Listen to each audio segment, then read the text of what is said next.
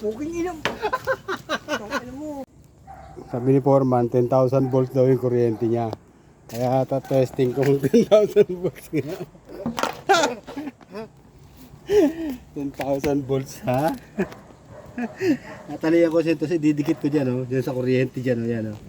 Yan, oh. Oh, kuryente yan, eh. Mayabang, eh. Tingnan natin, ha. 10,000 volts. Kaya mo 10,000 volts ka. Hindi. Patay ako dyan, gago. Puta ko na mo! Ito kuntit. Ito mo na ito.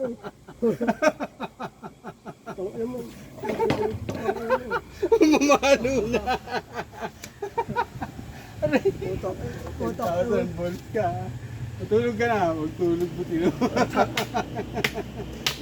ko mo. Puta ko na mo. Huwag mo magulo. Didikit ko ito doon. Ayabang kasi, niyayabangan ako. 10,000 volts daw yung katawan niya. Tignan nga natin. Ano mo, nag-load na ako dyan dati. Puta ko mo ha. Puta ko lang ito. Kulit na ito. Puking ina. Ano mo? Tanggal ang kayabangan eh. Patay na ako. Puta ko mo. Ginabihin pa 10,000 volts. Pupwersahin kita. Itatali ko siya. Tapos ididikit kong gano'n.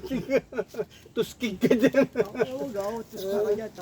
10,000 volts ha. Ano? Subukan natin. Tugiyayabang ka ba? Tugiyayabang ka pa? Ayabang ka na naman.